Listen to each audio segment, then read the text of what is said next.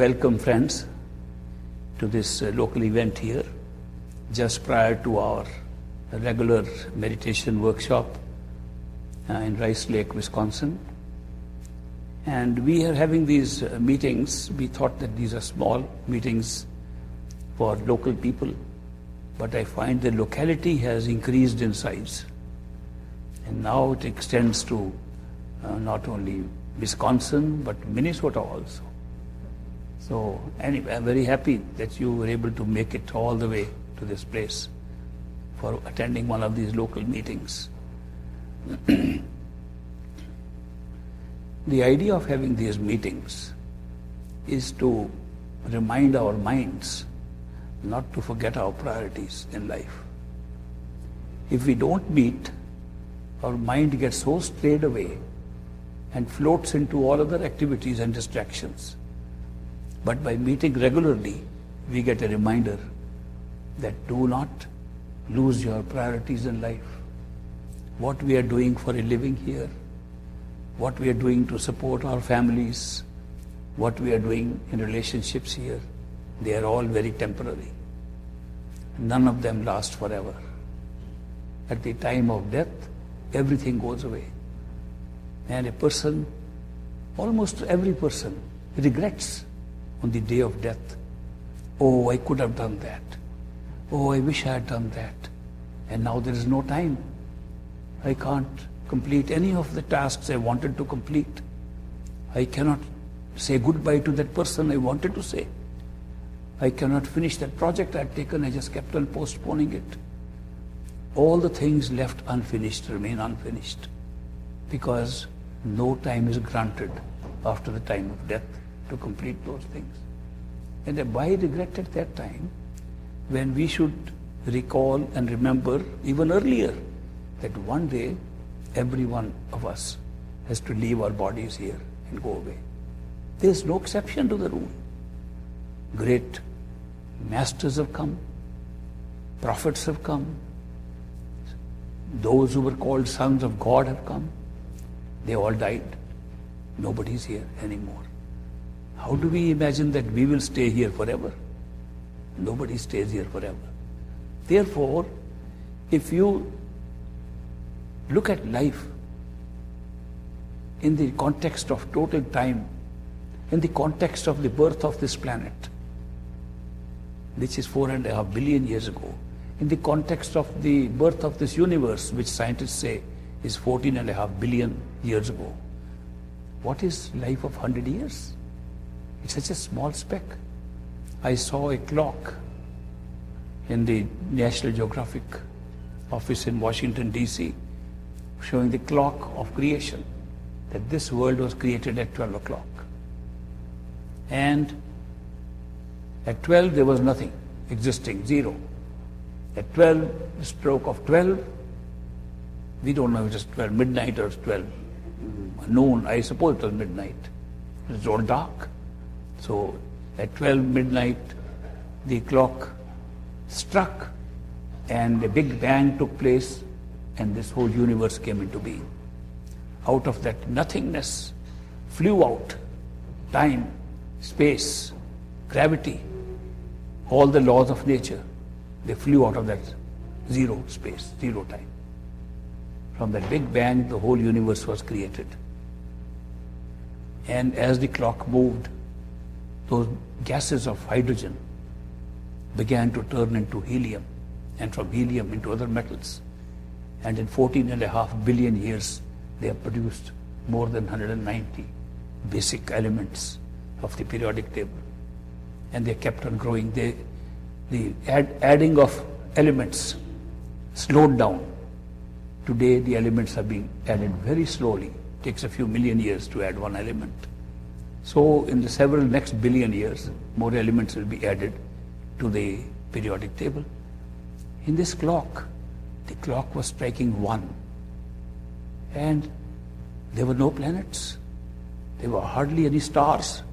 Gravity was working its way to convert energy into matter, and by gravity's pull, put them together, and stars were born.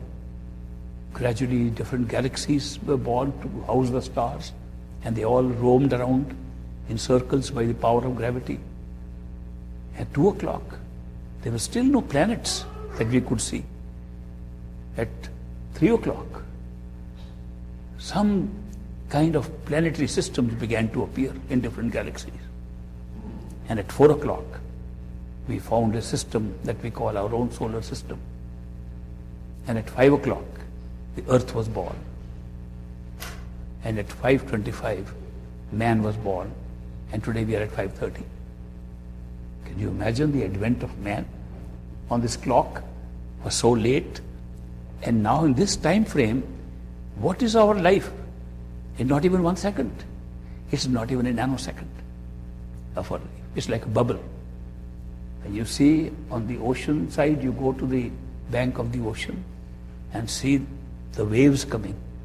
A wave comes, rises, looks like a great wave of water and just disappears, goes away. Our life is no different than that. It's like a wave arising from the ocean and just sinks the same way.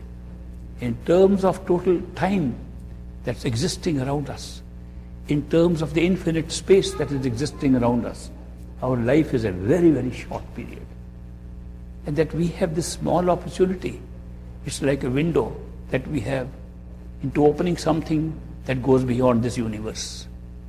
It's a window, very small window, that opens up for us so that we can escape from a prison house. We don't realize that we are all prisoners. We are prisoners bound by several walls of prisons. It's not one wall. It's a very difficult prison to get out of. If you break one wall, you get another one. You break that one, there's another bigger wall. There's wall after wall surrounding this big prison in which we are imprisoned. The one prison that is around us are called shackles. You know, when dangerous prisoners are captured by the governments and put in prison, they shackle them. They put irons around their feet so they can't move. They put handcuffs. They tie them up. Depending upon how restless the prisoners are, they really tie them up. Have you ever realized that the body we are wearing, the physical body, is no more than shackles? Do you know this body is preventing us from flying? This body is preventing us from going anywhere outside the prison. This body is such a big prison.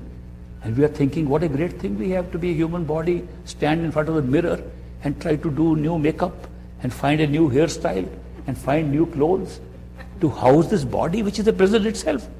It's worse than a prison, it's a shackle.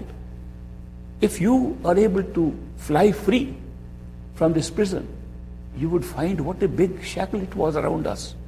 That this body was not a big help to us. The body was a very big obstruction to freedom. That we have lost our freedom because we have a human body. And yet we are so proud of our bodies and have begun to identify with it. Imagine a prisoner who would say, I love my handcuffs. I want to paint them. I like red handcuffs. I got my shackles on my feet. I want to beautify. I'll paint my nails and I'll paint my shackles on my feet to look pretty. This is our state. That we are using a body that is a shackle, that is a prison around us. That's not allowing us freedom. And we are trying to take greater care of that. And worse than that, we are trying to greater care of things that are around this body. They are not even animate things. They don't speak. We talk of cars and houses and property and furniture, and we spend so much time on them. We think of buying the best furniture. We go around shopping for these things. Those things are only created outside the body to support the body. They have no other function. When the body dies, none of that matters whatsoever. No matter how expensive your sofa was, no matter how big your car was, no matter how big a mansion you lived in, nothing matters. They were all meant for the body, and the body is gone. And body is gone like a bubble. It rose like a bubble and disappeared like a bubble. Everything else was left behind in time. Billions of years of time absorbed everything that you had. And you withdraw, your attention withdraws from the body and discovers Why did I waste my time? What was the purpose of life? Why did I become human? Just to gather things which don't go with me?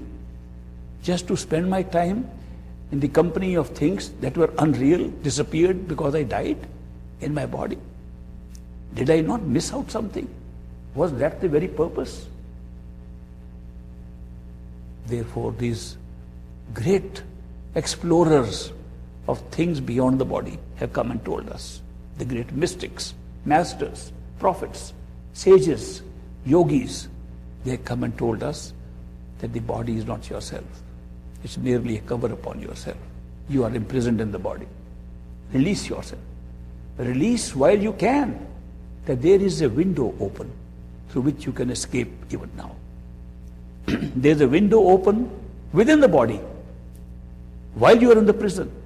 There's only one window open, but nobody can see it because the eyes we see with are located outside the body, and we can only see things outside the body. Therefore, we cannot see where the window is. The window is not outside the body, nor is it upon the body. It's inside the body. Since the window of escape is inside the body, nobody can see it. These mystics come and tell us that there is the real window into which you can fly out and at least experience what your reality is. Experience where you would go when the body is no longer there. Why don't you at least try it out? If you don't believe that there is a window, it's all right. You don't have to believe it. If you don't believe that there is water in this cup, you don't have to believe it. But if you drink it, it is there. You experience it, it is there. So the mystics say it's not a matter of believing. All religions are based upon belief. Spirituality is not based on belief. Religions have departed from spirituality basically in this way, that they depend on belief systems, whereas spirituality depends upon experience. Spirituality, it does not depend on believing there's a cup of water lying somewhere. Spirituality believes, go and taste it and then say there was water there. Big difference. There is nobody stopping us from trying to find that truth. There is nobody telling us, don't go and check out if there's a window inside or not. Who is stopping us? Nobody has ever told us in life, don't go and look for the window. Then who is stopping us? If you come to think of it, it's only your thinking mind that is stopping you. Nobody else. Your own mind stops you. Your own mind has developed an empire of its own. The mind that was given to us as a wonderful slave, a servant, to work for us, so that we can think with it, so that we can read with it, we can talk with it, we can do thousands of things, we can manifest universes with our mind. We can connect to the universal mind and see the whole of the universe through it. This beautiful mind that was given to us, this wonderful machine that was given to us, by its own functions, by going through the sense perceptions outside, and by developing relationships, possessions, contacts outside, developed its own empire and does not want to lose its empire. When you tell yourself, which means you tell your mind, I want to see, that man says there is a window inside us, I want to go and see the window. The mind says, forget it, all the windows are outside. Here you got so many windows on your body through which you are looking out. Your eyes are your best windows, the windows of the soul and the mind and everything in you. There are so many other windows on your body, and they're very pleasurable.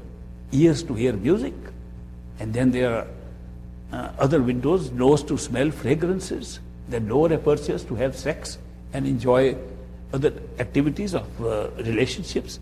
There are so many windows attached which more take you outside of your body. Have a good time. That's what you were here for.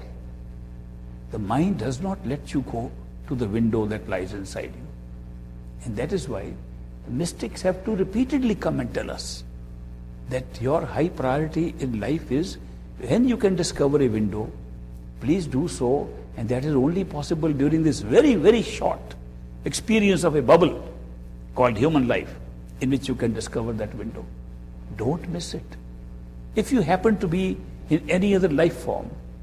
If you happen to be a tree or a plant, like outside, you see those trees and plants. They all have life. They all have growth. They all have souls. You'll be amazed to discover they have the same kind of soul you have. The soul is no different. The minds are different. The bodies are different. The forms are different. But the soul that makes them alive is the same. And yet, they cannot find the window. There are birds flying outside. There are animals flying outside. There are angels flying in heaven. They cannot find the window. Here we have one unique example. Out of all the 8.4 million types of species of life forms, they have been recorded in some old Indian Vedic traditions, that there are 8.4 million types of species. And the highest species, based upon the predominant elements in them, are only 400,000 out of that 8.4 million. The 400,000 species includes all the angels, all the gods, all the higher entities that govern different realms, plus human being. Human being is just one of them, one of the 400,000. That there should be one form of life out of 8.4 million species of life, and that the only form in which a window can be discovered inside that form is a very unique situation. We have explored this, that there is no other form in which to have the window open. And therefore, by frequent meetings like this, all we are doing is to keep on reminding us, don't forget the inner window, just by trying to constantly utilize your outer windows and constantly getting distracted by those windows into the mind's empire. Don't accept the mind's advice, because the mind will always say, oh, it's so much important thing that I have around me. Because the mind has set up an empire. It does not want to lose that empire. Therefore, the mind will constantly tell you to go and take care of things. After all, I'm a human being. I have to take care of my bills. I have to take care of my job. I have to take care of my family. I have to take care of all those things. Aren't they important? They are very, very important for the mind. Absolutely unimportant for the soul. But we forget about the soul. We identify ourselves completely with the mind. We think the mind is us. And therefore, all the interests of the mind are our interest. And that's where we should spend our whole life. And we are doing it. It's amazing that the window remains closed inside us, an escape from the very prison, from the series of prisons. This body being the first prison, which is like shackles upon us. The attachments of the world being another prison that will never let us go out. The whole physical experience being a big prison for us. The law of karma that permeates the three worlds of this creation is the biggest prison of all.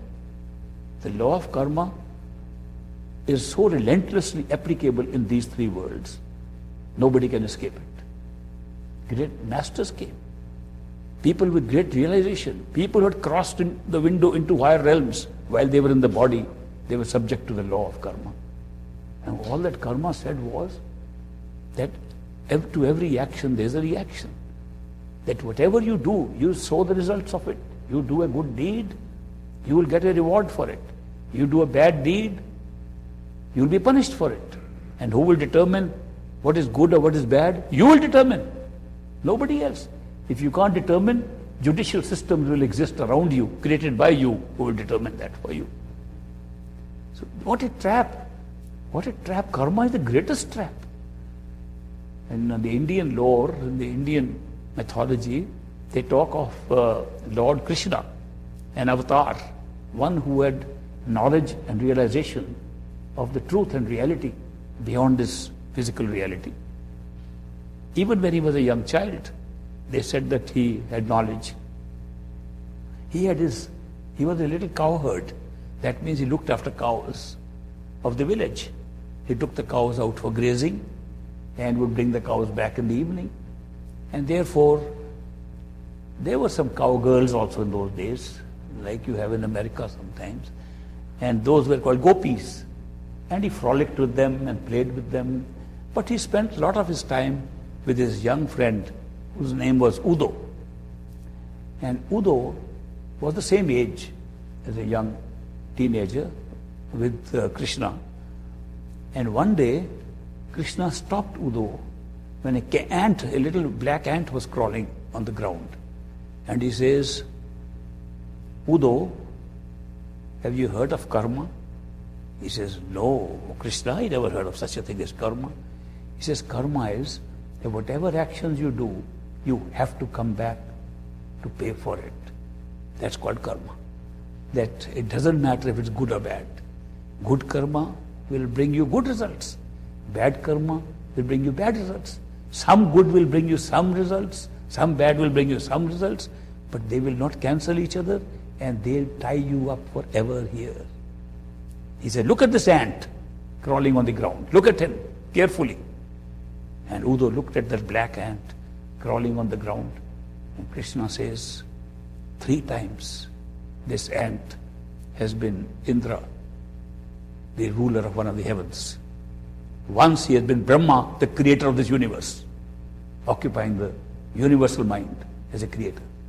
Today it's an ant because of karma.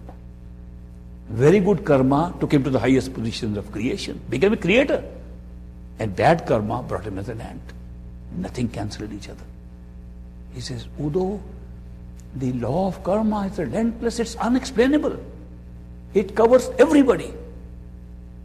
And therefore, in eastern Punjab, in the land where Krishna was born, I went there once to see how people live in the land where this great avatar, this great incarnation of Vishnu, God of sustenance came. And what do they believe in? And they were poor people working in the gardens, in the fields. In the evening, they would have a little smoke and they would drink some kind of a strange kind of a concoction that made them roll their heads and sing. So I thought that that must be some kind of a drug they are having that rolls their heads. But what they sang, the refrain of the song they were singing was amazing. All they said again and again was, Are Udo karman ki gat nyari se. He said, Udo, the nature of karma is very strange, unexplainable. He kept on saying that. And that's one of the main songs in the land where Krishna was born. He's talking to Udo about that incident, what karma is. This is a bad enough picture of karma. It's a horrible picture of karma. An American disciple of great master had to point out to me the good side of karma. That karma, good and bad in combination, is the best thing that could happen to us. Now that's another story altogether. How can good and bad karma in combination be the best? That good and bad karma in combination is better than all good karma, is better than all bad karma, and it's the best thing that can happen to a person. Because that was an American disciple, Julian Johnson, who first discovered, much to his surprise, that the events that happen in our life, which are good and which we like, and we get money, we get nice living, we get nice kids, we get nice promotions, we get to travel, we do all those good things. Those are good karma.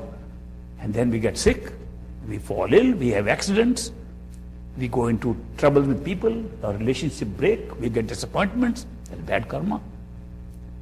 That unless you have both good and bad karma, there is no way you can be a human being. Because if you have all good karma, the other places, heavens, several heavens designed for such people, for such souls and such minds to go and reside there.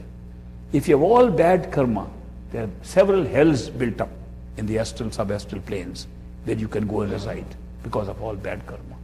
You have to have a combination of good and bad, both giving you joys and pleasures at some point and sadness and depression at another point, that you have to have this combination to become human.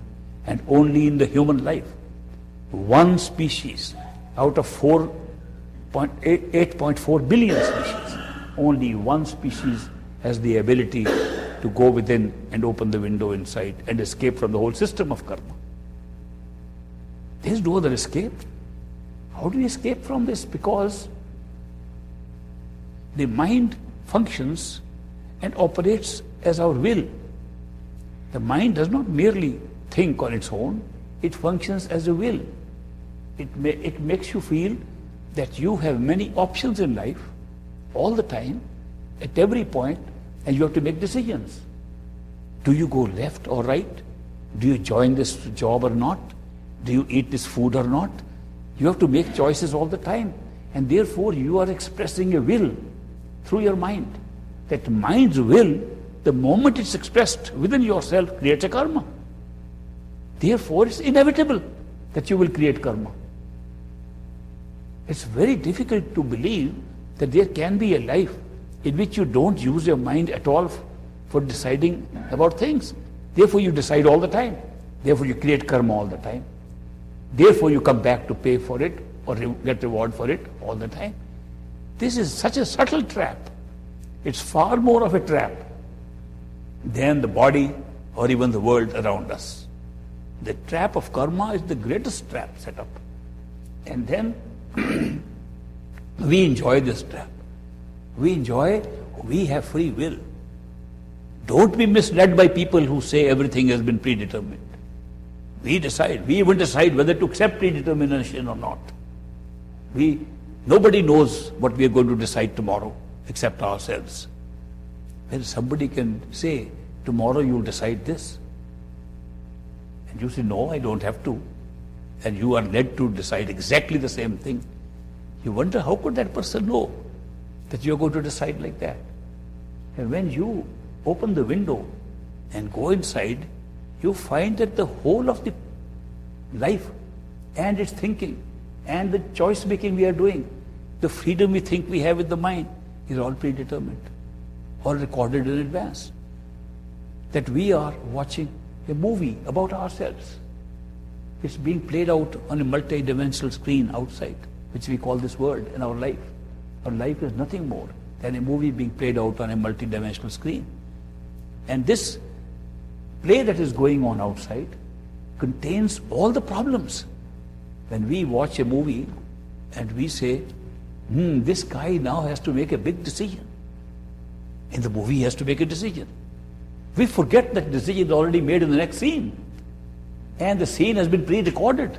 It was filmed earlier. But we are carried away with the movie. And we say, let's see what he decides now. As if he will decide when we are watching, sitting in the theater, that he is going to watch. You remember I told the story once about a young man in India who went and saw a movie in which a girl is about to take her clothes off and jump into a pool. But there's a train track in front. And as she tries to take the clothes off, he wants to see what she looks like when she's nude. But the train comes in front.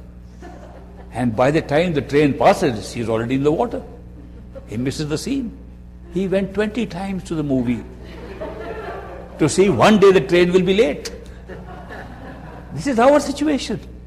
We are thinking that we are really controlling the events around us, whereas the events are totally predetermined, including the fact that what we will think, what we think we are deciding with our free will, it looks like free will. It's totally predetermined. How do we know this? It's totally predetermined. By a very simple step of going within through the window, which lies behind these eyes, inside the body. You go through the window and climb up on the second floor inside. You go to the second floor, you'll find the entire text, the entire script of your life pre-written there. Every page contains all the decisions you ever made and all the decisions you will ever make in future, thinking you are making those decisions at that time. Just like you think an actor is making a decision on the screen when you're watching it and saying, now, will he do this or not do this? Because you haven't seen the next scene, you begin to give credit to the fact that he's going to make a decision now. It's pre-filmed. It's already there. The fact that human beings have an experience out of sheer ignorance that they have free will is a great thing.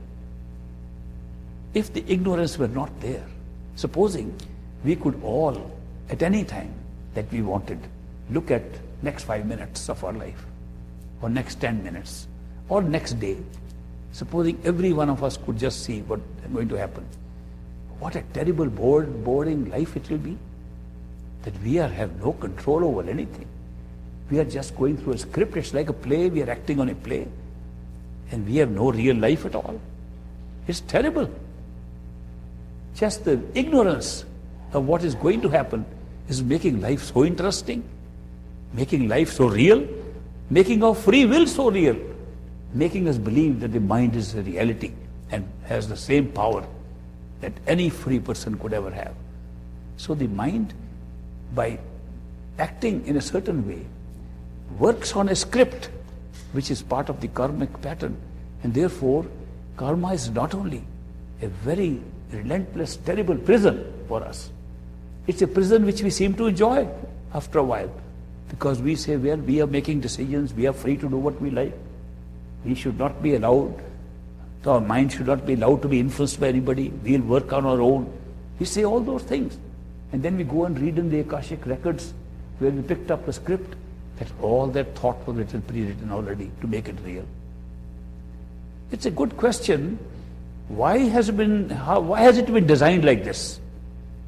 If the purpose of life is to just find a window and escape from it, why we got into it in the first place? Who decided that we should get into this series of prisons? Did somebody force us into these prisons? Was there a separate God? Was there some devil, somebody who pushed us into all these prisons, and we are now situated where we are? Who did it? How do we discover who did it? We have to find a script writer. Who wrote those scripts in the Akashic records, in Turiya Pad, in the causal stage, where we can go and see them? We can see all the scripts ever written. We can see all the combinations and permutations of different lives, human lives, and all other kinds of lives that can ever happen. Who wrote them? There's some script writer, some author of these, who's hiding behind those. We try very hard. You can explore the whole of the causal plane, which is much vaster than the astral plane, which indeed is much vaster than the entire physical creation. You can explore the whole of it at not speed of light, at the speed of mind, which is instantaneous speed to go anywhere you like. Even at that speed, you can search the whole of the causal plane, you will never find who the script writer is. And yet we are all bound by those scripts. But we are curious to find out that we are trapped in a prison, and somebody must have written all the script, that we are being forced to go through our karma here, and we think that we created our own karma. We are being punished and rewarded for something, that somebody wrote a script and put us through it. Very unfair. And the unfairness of it makes us curious to find out who we are. Then comes a bigger door. The window behind the eyes has been called the 10th door. The window to go beyond the physical universe, beyond the physical experiences, has been called the 10th door, just to distinguish it between the 9 doors, the 9 apertures which are on our body outside, to eyes, to ear, to nose, mouth, and to lower apertures. These 9 doors that open outside, the 10th door opens inside. And that inner window is called the 10th door. When you go to the top of Trikuti, if you read the literature, Sant Mat literature of the mystics, say Radha Swami mystics, you see their literature, they talk of a 10th door behind the eyes, then they talk of Daswan Dwar, 10th door above the mind, above the causal plane. Par Brahm has been called the 10th door also.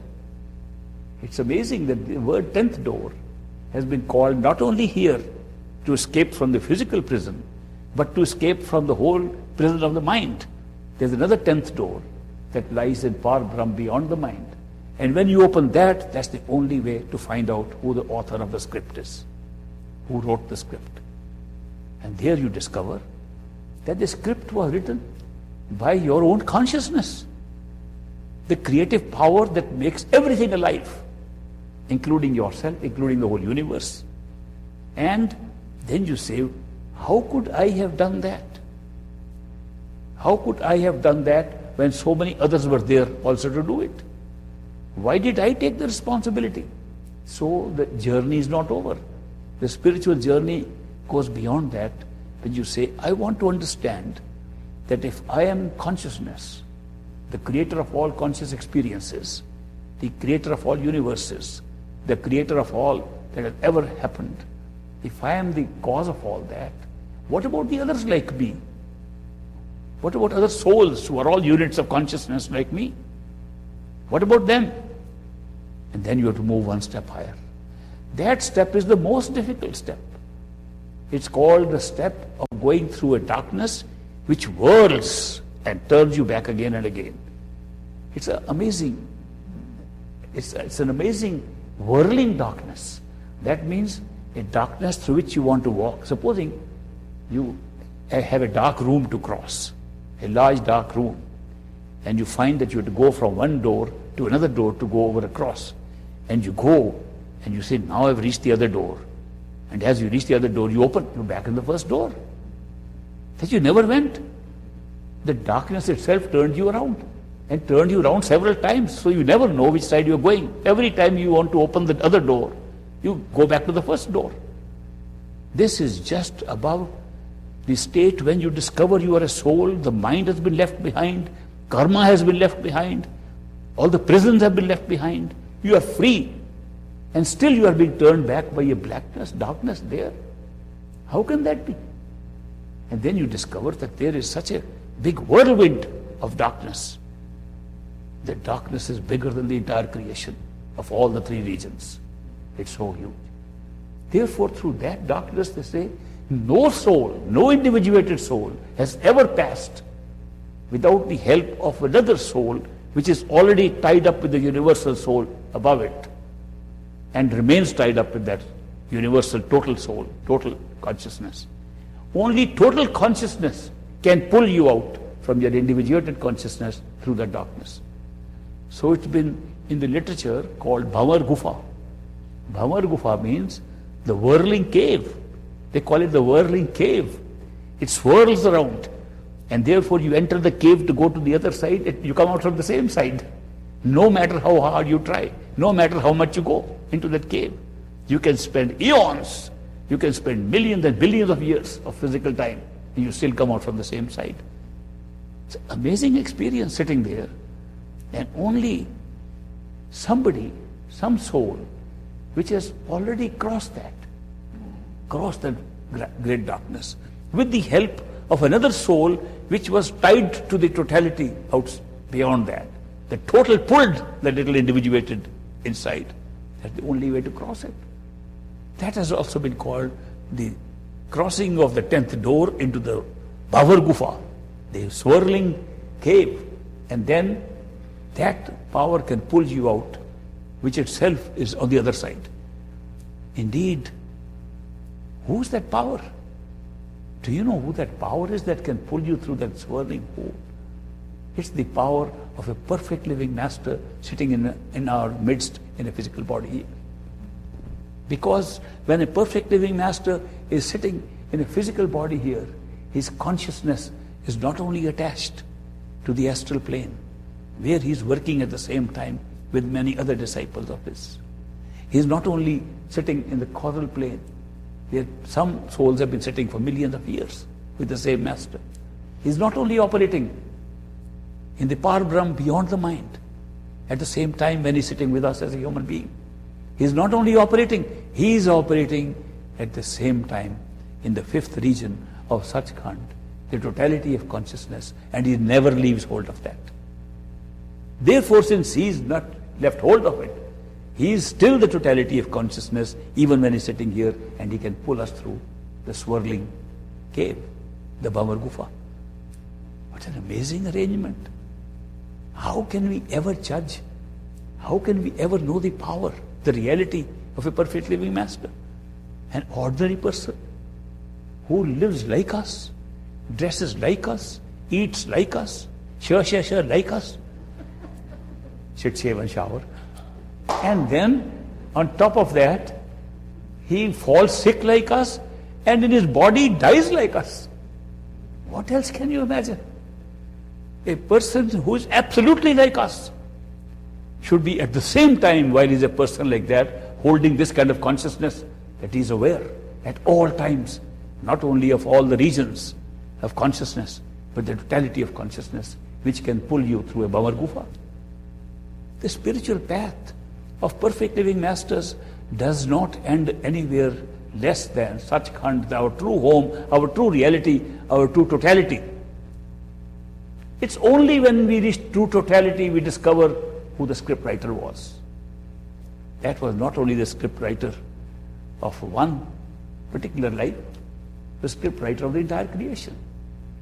Script writer for the whole of this creation, for an adventure of consciousness, for an exploration of the power of consciousness. That consciousness can be conscious of anything it wants to, of any power it wants to, of any scenario it wants to, of any universe it wants to. That the consciousness is continuously experimenting. By creating time, it can create universes like this one. By creating no time, it can create different kind of universes with no time. It can create universes like this physical universe with gravity as a great power.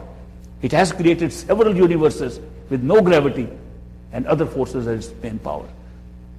That consciousness, how does it create? What's the great secret about consciousness creating such big universes, such great life, such interesting activities, such interesting life forms, and then karma and karmic patterns? What is the modus operandi? How can consciousness set up all this? When you reach there, it's the simplest of tasks. What is consciousness? Consciousness is the power to be conscious. Conscious of what? Of anything. It only has to be conscious, it becomes creation. When consciousness says, I'm conscious of this universe, the universe comes into being. And who observes the universe? Who experiences? Consciousness. And it wants to experience the universe from a different angle, becomes a soul, becomes a point of view, or different place in different places. It wants to explore a different kind of reality. It puts on a mind and creates time and space through the mind. Consciousness creates. It wants to explore more. It makes the reality by creating a law of karma under the mind. It wants to have fun. It says, let's have fun. And he sets up universes like the one we are sitting on and planets like this. If consciousness' intention was to have fun, are we having fun? I thought we were supposed to have fun. Just by this little recital of how we have come into being, just by recital of creation took place, we found out we are the script writers in our own totality. And we have become individuated. And we have become accompanied with powers like the mind and the senses and the body to have fun. Why aren't we having fun? What went wrong? We came for fun. There's no question about it. No consciousness would ever think of we are all conscious beings because we are part of the consciousness. Where are we? Did we move away from consciousness? No, we are still there. Somebody asked me this question in 1962 in a church.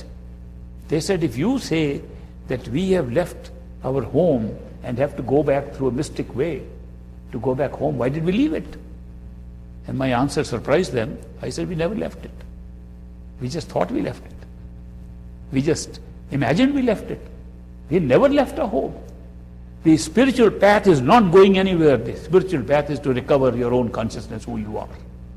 It's a travel through layers of consciousness. It's a travel through layers of awareness to discover who you really are.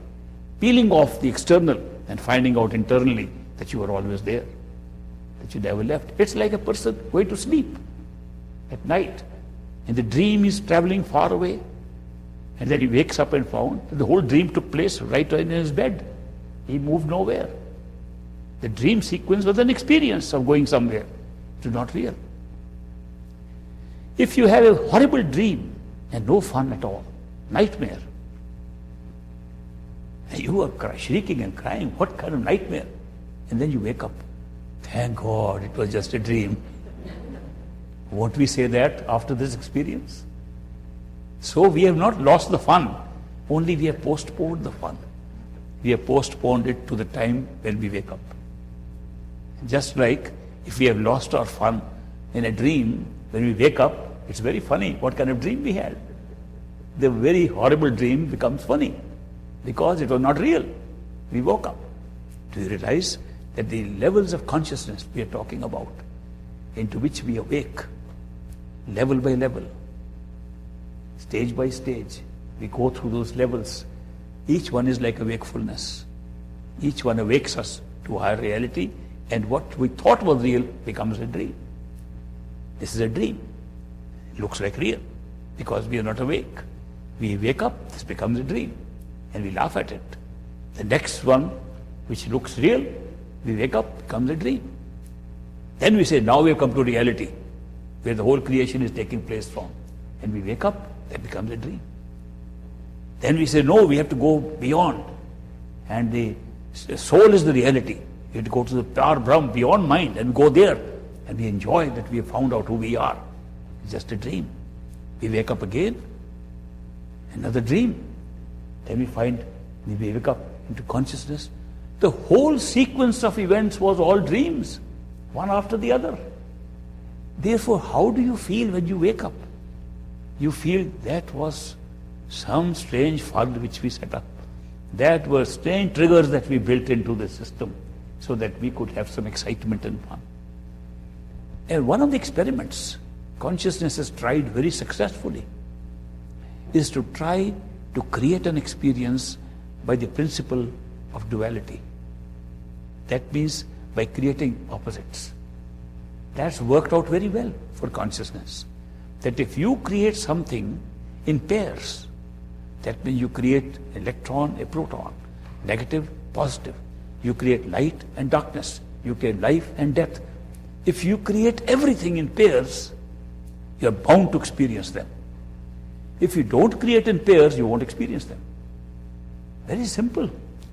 That if you want to create a universe that is lying within the realm of physical experience, that is lying within the realm of astral experience, or within the realm of causal experience, it has to be in pairs. Otherwise, you won't experience it. An experience which has no opposite cannot be experienced in the three worlds of the mind, senses, and the physical body. The physical body only experiences what the opposite of it can also be experienced. Great principle. And the principle has been applied very well.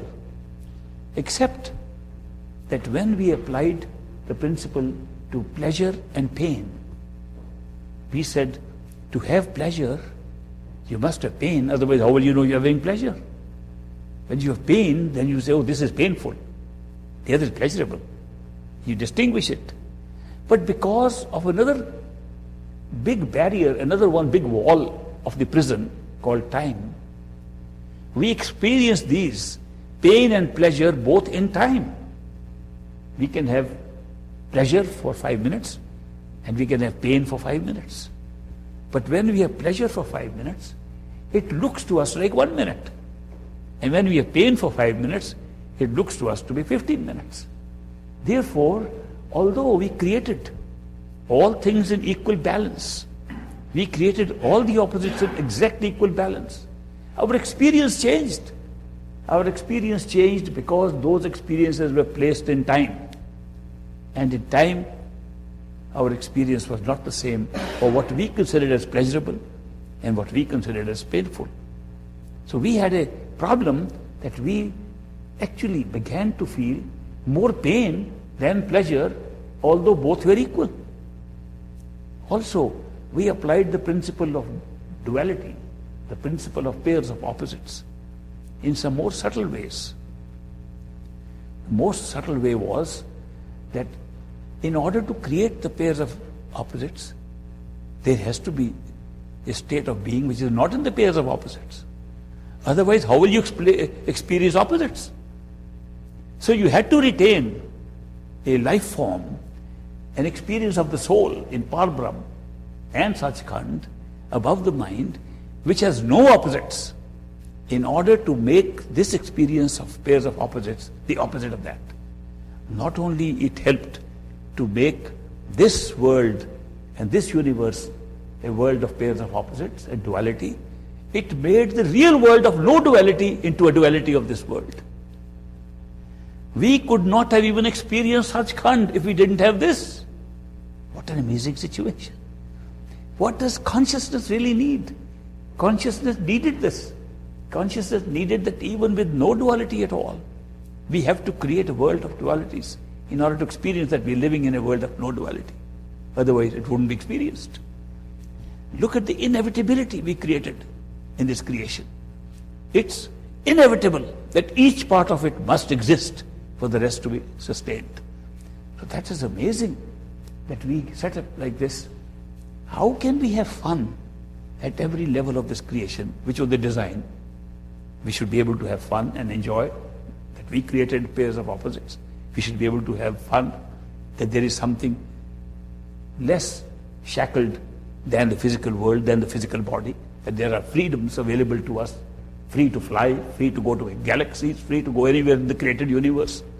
Not that we are strapped here, we can't go to another planet even over here. We can't even go to another star from here. And we're so much restricted. This is a very big restriction on us. And here, just by releasing ourselves from this body, we can have that experience. Maybe we can wait for death, pray. Okay, when we die, we hope we'll be free. Some people wait for that. Some say, but supposing it is even worse, supposing we go to hell, then what happens? So they are afraid. Now, because the hope and fear are also opposites. We hope for good things and we fear bad things. Since fear is like pain and hope is like a reward, like pleasure, when we have equal hope and equal fear, fear overwhelms us and hope disappears. Hope becomes 1/10 and fear becomes 10 times more. Therefore, we are afraid of death. It's amazing that death, which can be seen as an equal liberator, a death that can liberate us from this shackle and maybe take us freedom, flying with our souls anywhere. Or the fear, we can go to hell. In this combination, we are more afraid just because of the time factor. Time has been caused the most subtle negative thing that ever was created. And yet time is the only thing that is making us have all the joys and pleasures and fun of this world.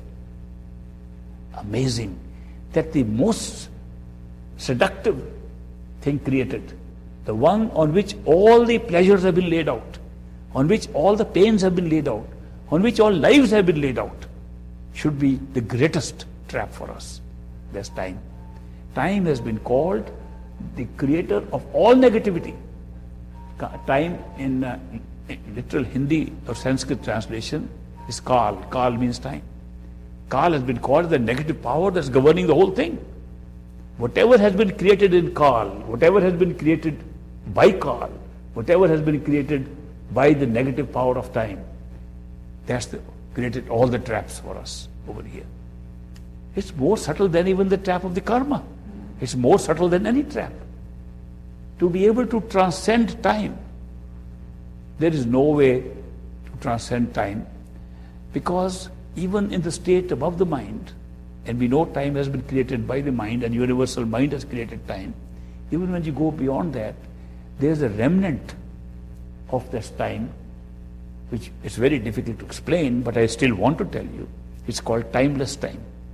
That means that all time is shrunk into zero but still exists, still there. Can you imagine in mathematics, we write 0 plus minus 0. Do you know the difference between minus 0 and plus 0? 0 is nothing. Then what is minus 0? And what is plus 0? In mathematics, minus 0, if you move from there, will go into minus 1.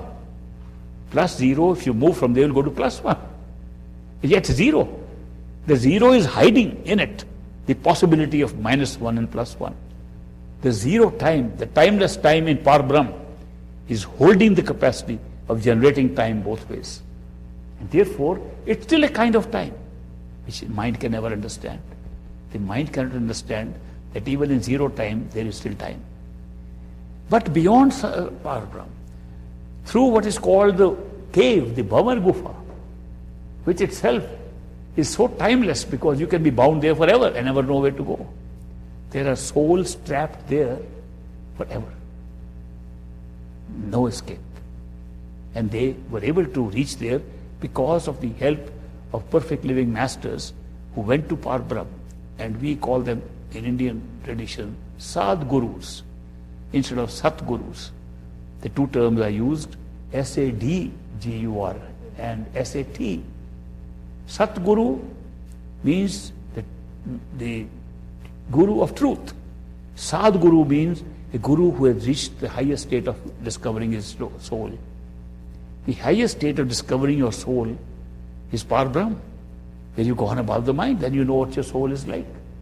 It's a light, it's full of light, it's full of knowledge, it's full of everything. It doesn't have any time of this kind. It's in a timeless time.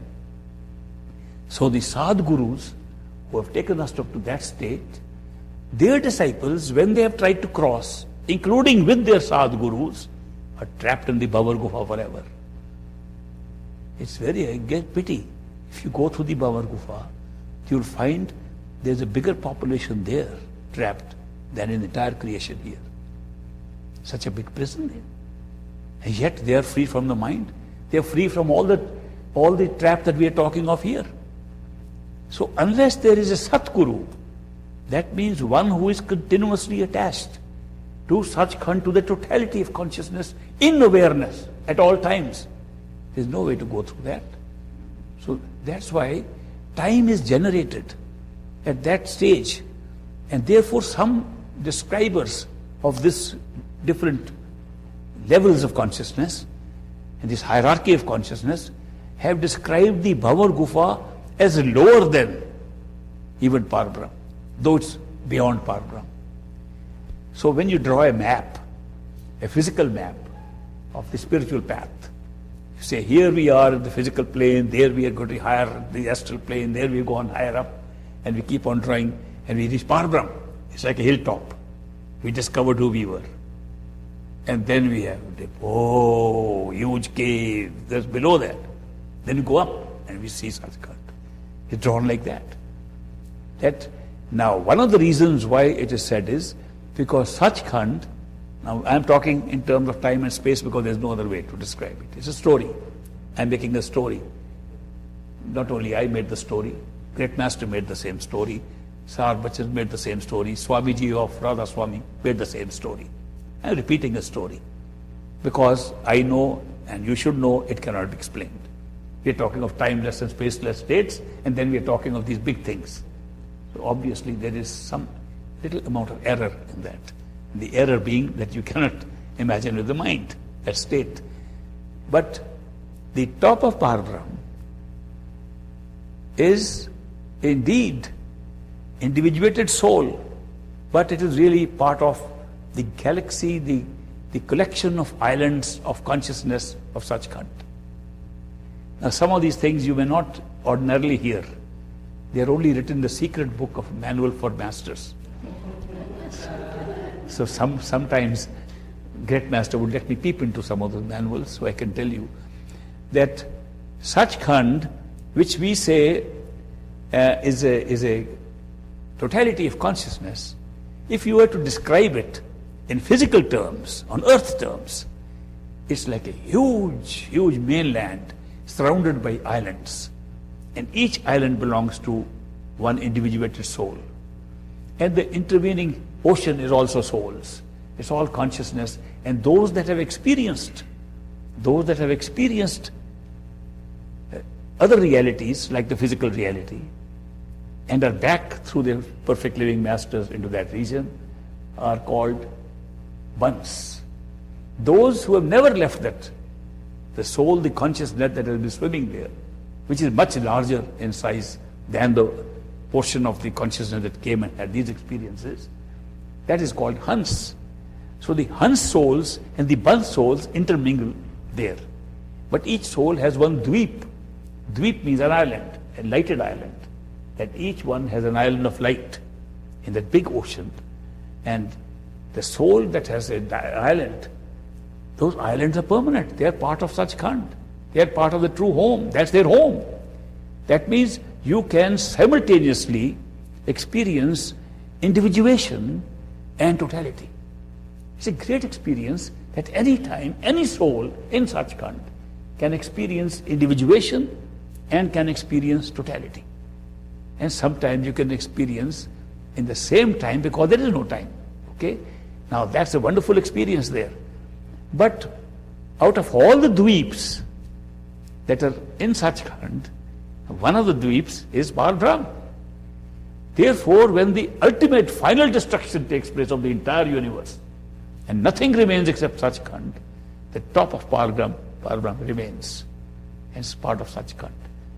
The lower part of Parbrahm disappears. So Parbrahm has two parts. The timeless time is in the lower part of Parbrahm, and the timelessness, absolutely, there is no time, is in the upper part of, which is part of Sachkhand.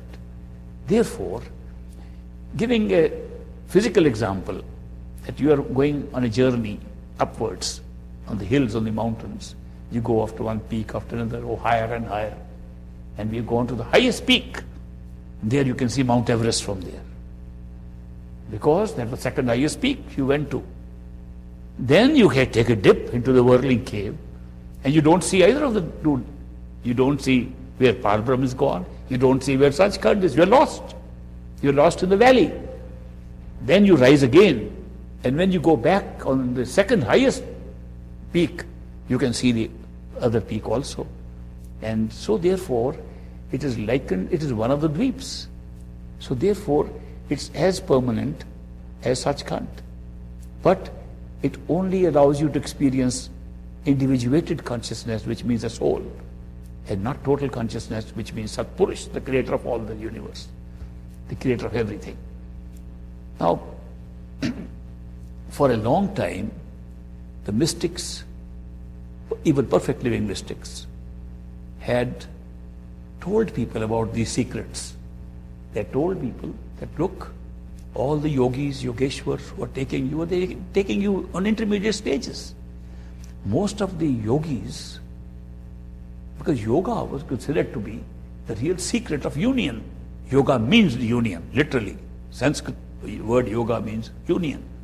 Union between your separated self and your totality. That was union. The union was practiced through the mind.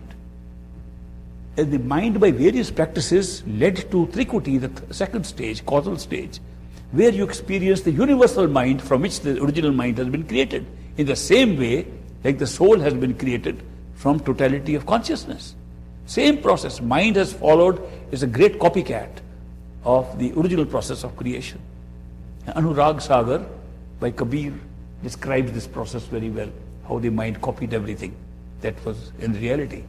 So the mind, universal mind, gives the same experience to the mind, and therefore if we think we are the mind, to the soul, that you have reached the final. There's nothing beyond that. So therefore, the yogis who practice the highest yoga available went up to the Trikuti yoga, the three worlds, the top of the three worlds, the top of three mountains. They even name the mountains there to show the beginning, middle and end, that all things have to have a beginning, middle and end. And therefore gods must be divided into three. One creator has to be divided into three. In Trikuti there are three gods: Brahma, Vishnu, Shiva, creator, maintainer, destroyer. You have to have three, otherwise how do you run the universe of time? So therefore the yogis, even the highest yogis, who wanted to practice the yoga of union with universality, with the universal mind, with the totality, because they were working through the mind, they only went to Trikuti and thought that was union with their entire totality. The soul remained submerged in the mind and was still subject to rebirth. And this has been pointed out even by Krishna in the Bhagavad Gita, when he talks to Arjun, the prince. He says, Prince, even people who have reached the totality of the mind are still subject to the law of karma. You have to go by another yoga, the yoga of Bhakti Yoga, which alone can take you beyond that state. Bhakti Yoga is the yoga of love and devotion, because he said love and devotion arise from a point higher than this. They arise higher from the mind. That the mind is not responsible for the origin of love and devotion. It has to come from a higher point, therefore from the soul. So therefore, the yogis got stuck. Even the highest yogis got stuck. And then some of them never went there even. They reached astral planes, they saw heavens, they couldn't. They saw different kind of beautiful places, they examined and wrote about it. They talked to God sitting there and creating it. So most of the religions of the world today,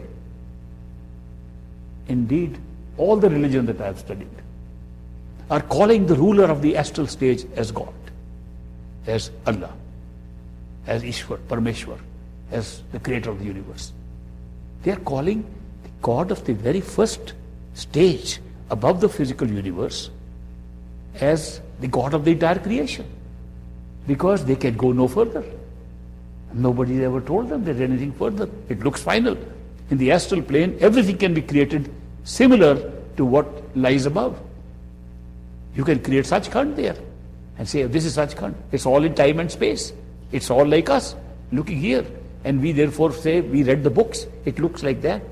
Therefore, this is the final. And therefore, we have been worshipping God in any form, with any name, and directing it only to the creator and ruler, who is a soul like us. By good karma has become the ruler of that area and ruler of this universe. So that's why religion went far away from even the yogis. And the yogis then distinguish themselves. That this is yogi, he only goes up to some point. This is a yogeshwar. This is a mahayogeshwar. So they introduce new titles to show one who could go beyond the astral plane. In due course of time, many other yogis came and wrote their treatises and texts about yoga. Patanjali came. He says, oh, old yoga was very difficult to achieve. It's so difficult to pull your attention in. Therefore, it's better to do some kind of physical movements of the body, do some things. And he prescribed certain kinds of peace-giving, calm, that give you mental calm by lying in different postures. Lie like a dead body, shavasana, like a bird inverted, another asana. And he recorded 84 asanas to correspond with the 84 lakhs, which is 8.4 million of different species. He said, you just follow different forms of species and behave like them with your body, and you get peace in mind, because your mind will be diverted to these asanas, these postures, and therefore you will be have union. Ultimately, yoga became merely an exercise of the bodies, which the earlier yogis and yogeshwars were using the same exercises because they practiced their meditation, their yoga, their sadhana, their practice in little caves. In the cave, they couldn't do jogging to keep the body fit. So they introduced the kinds of movements of the body within a small space, that within a cave you can move your body and get all the muscles exercised. Original purpose was that. We came out of the cave and began to think just those body movements in different forms are yoga. Then we come to foreign countries, yoga traveled to the West, and books on yoga are written. And they're all about different postures. And yoga centers have opened up around the world, teaching you how to keep your bodies in different positions. What happened to the union with your totality? What happened to going to Sachkhand? We got so far removed from that. And therefore, new kind of tribes of yogis came up. And then these perfect living masters came in the midst of these yogis. And they wanted to tell them, look, you are trapped. What are you teaching people? You're teaching about the body. And even when you do sadhana, when you do meditation, you're telling them to go into areas of the body which are functioning to sustain the body alive. The 6 centers of energy in the body, which are sustaining the body. The 6 chakras, you made them into spiritual centers. And just because the reflection of the 6 chakras is taking place from another 6 chakras, and those are being governed by who you name as gods, that you name them as Brahma, Vishnu, Shiva and all that. Therefore you're given the same names to these organs of the body, these different positions of the body, and you call them the chakras of energy, and you say that's spirituality. You call your yoga into spirituality. Don't you see? You're misleading people. Don't you see a man who is awake with his eyes open, and he's, according to you, at the sixth chakra, already sitting here. You're telling him, close your eyes, take deep breath, take your attention down into the breathing apparatus, go into the throat and to the lungs, then go further down, then go right to the bottom on your butts, and then work your way hard from chakra to chakra and come back. Where? To the eyes. That's where the knowledge is. Did you know where you started from? A wakeful man started from there.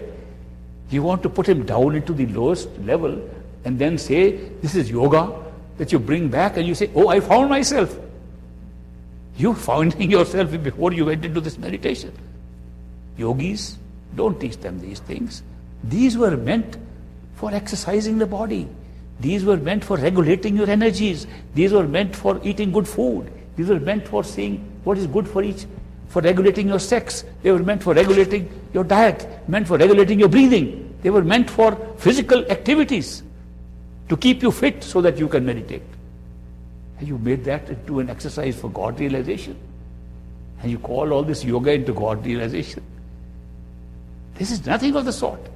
So the yogis had gone down to that level, and the masters came and picked them up and said, no. They said, do you have a different yoga? We learned this yoga from Patanjali. We learned this yoga from so many Bikram yoga, so many yogas. We heard 20 kinds of yogas. Which is your yoga? The master said, we also have a yoga.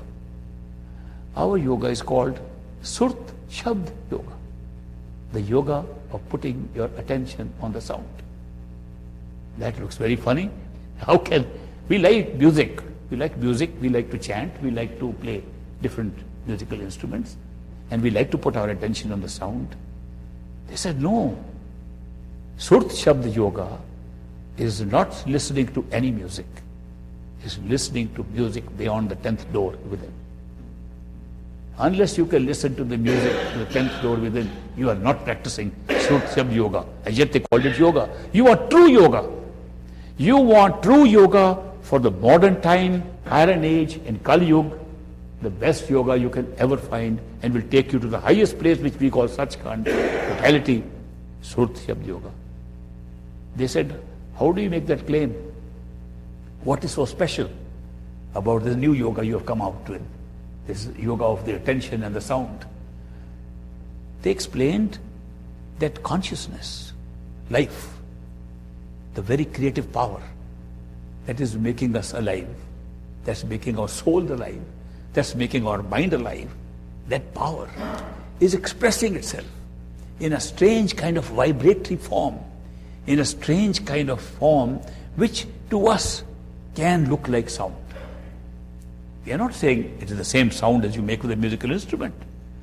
All musical instruments, you can make them very melodious, but you cannot create a melody that is so sweet and soft, that comes resonating without any harshness at all. And that resonance, that sweet melody is coming not from anywhere outside, it's coming from your own consciousness. It's not coming from your mind. It's not coming from any part of your body. It's coming from your own consciousness. Your attention is flowing from the same consciousness from which the music is flowing. Therefore, if you can turn your attention to its own origin, if you can turn your attention to listen to a music that's coming from the very place where the attention is coming from, don't you think you'll discover yourself? There's another beauty of this sound of consciousness. The beauty is that whereas our spectacular vision of creation changes with the level of creation, which means we go to sleep, it's another world. We wake up, new wakeful world comes up. We go to the astral plane, new world comes up. We go to causal plane, another world. The spectacle changes. Music never changes. Music remains connected. That sound of consciousness cannot break, because if it breaks, all the experience will be destroyed. Will neither be here nor there, because the music has stopped. So music never stops. If it is connected with totality of consciousness, with sachkhand, then that music can never stop. Therefore, it's a connection, not only between here and our ultimate goal, it's a connection with every level of consciousness. Therefore, the easiest way, the best way, the royal way, Camino Real, is to attach yourself to the sound, because the sound can come from nowhere except your own totality. Why worry about different kinds of meditation and yoga and all that, and try this different stunts to control your mind and so on? It's very difficult to control the mind. One mystic was so brazen enough in India. He said, if somebody comes and tells me I have made a bridge on the whole ocean, I think it's impossible to make it, but I'll believe it for a moment. Maybe somebody can do it. If somebody came, a fish came and swallowed the whole ocean water, it's impossible. For a moment I'll believe that. But if a person comes and says, I've controlled my mind, I won't believe that. He said, controlling the mind is very, very difficult. So why waste your time in trying to control something that nobody has ever controlled? Therefore, use a simpler method. Forget about the mind. Don't worry about controlling it. Attach yourself to the sound current, to the sound coming from your own totality, and hold on to it. Use your attention instead of scattering your attention in all the other things that are created around you for fun, and which you're thinking is painful and is all terrible. Withdraw from there and put your attention on the sound which is ringing in everybody. There's no human being without it.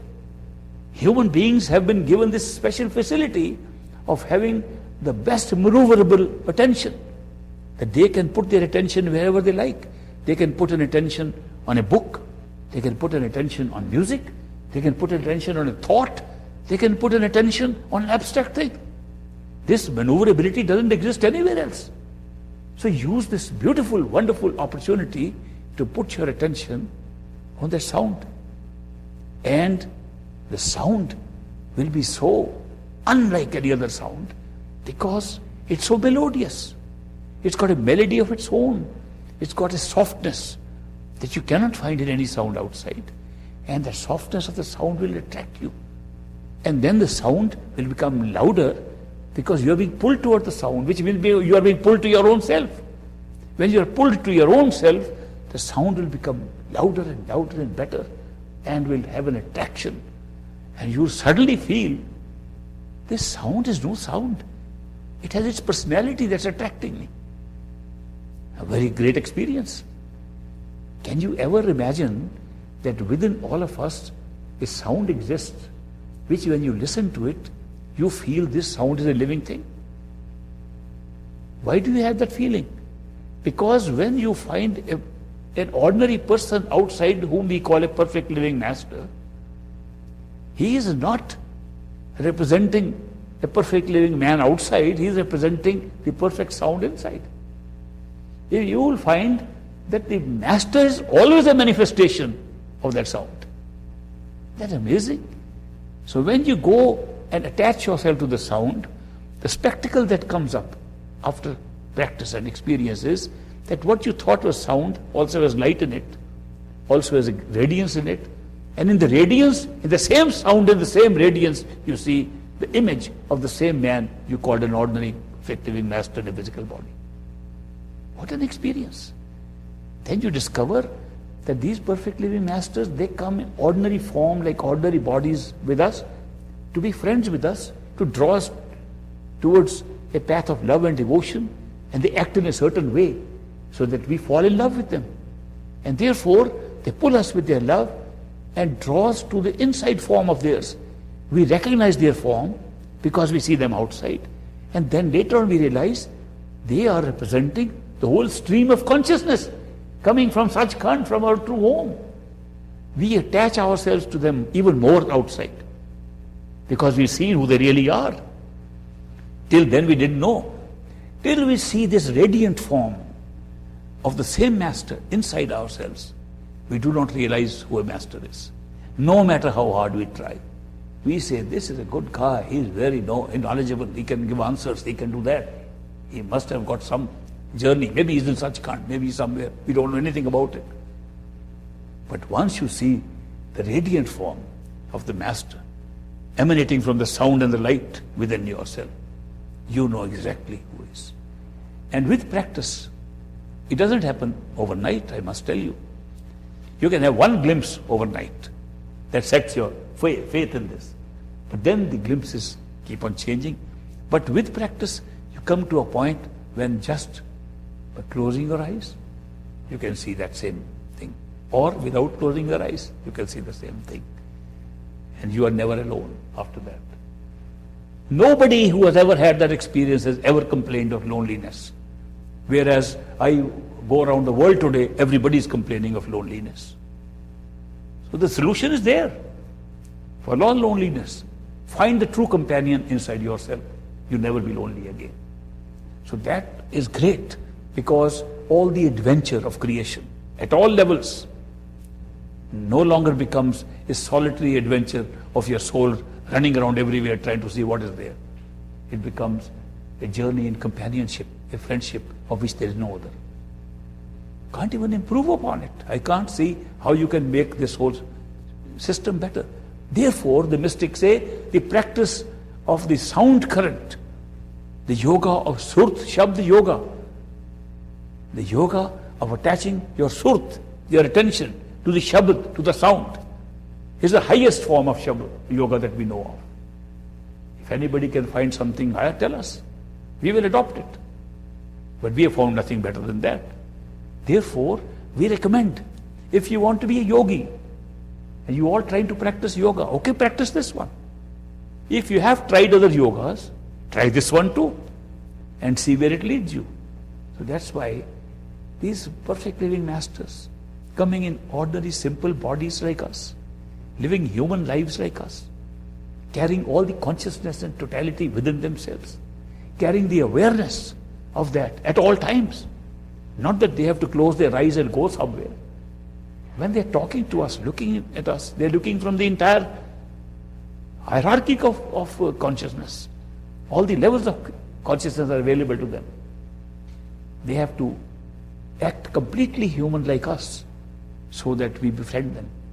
If they act differently, we're no longer physical friends, and we cannot have that experience of love and devotion we would like to have. Because somehow, in this world, in this creation, it appears that love is only really possible between two human beings. It's rare, but it's possible between human beings. But it's very easy to have attachment between human beings, between pets, between houses, between cars. You can be attached to anything. Attachment is easy because attachment remains an experience of separation. Attachment remains I and that, I and you. It never changes. Whenever you have an attachment, you feel that's me, that's who I love.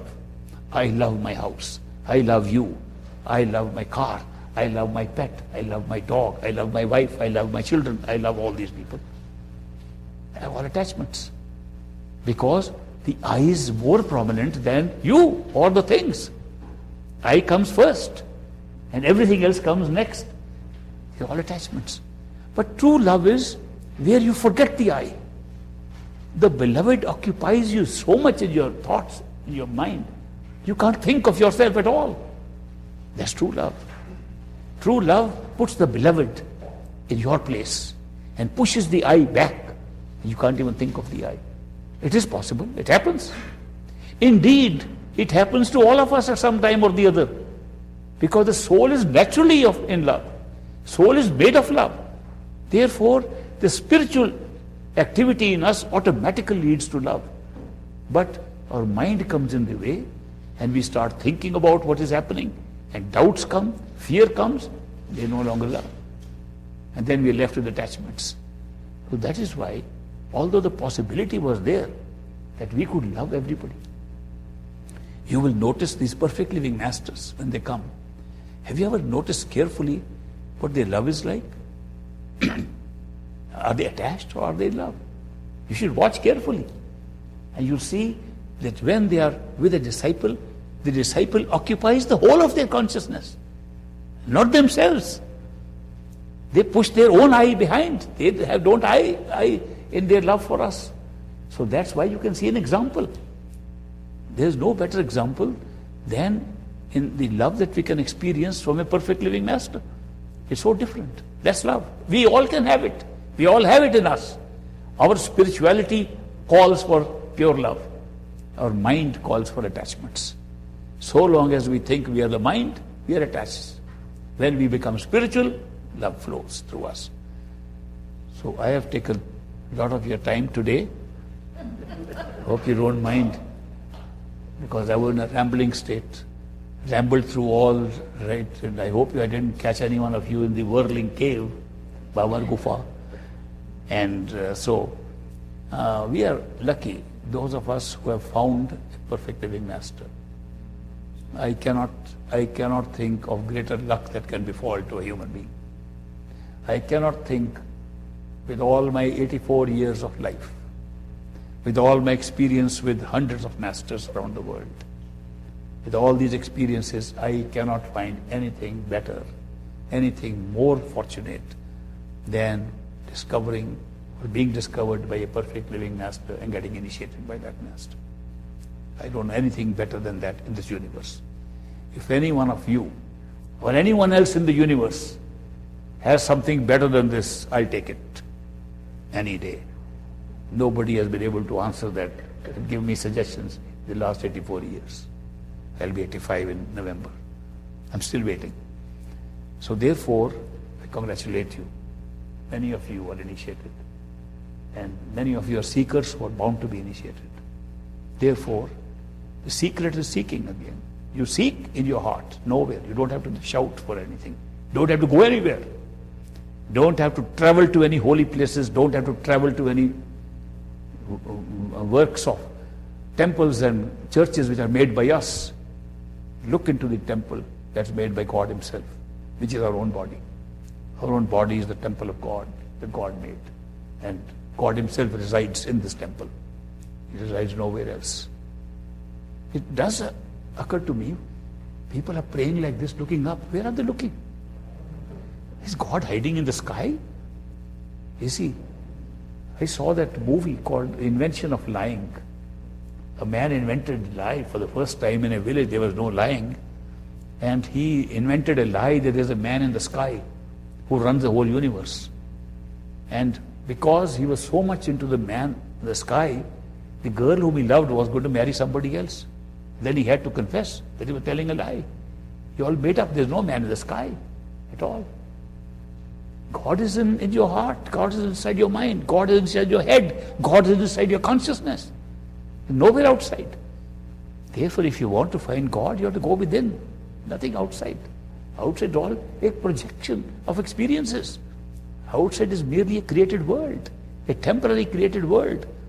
For you, each one of us, it will disappear when we die. This world we think is permanent. Wait till you die. It just shrinks away like that. And there's no more world of this kind. So what are we talking about? Looking for God somewhere else, outside of this temporary world? One who is permanent, immortal. We are looking for an immortal little creation.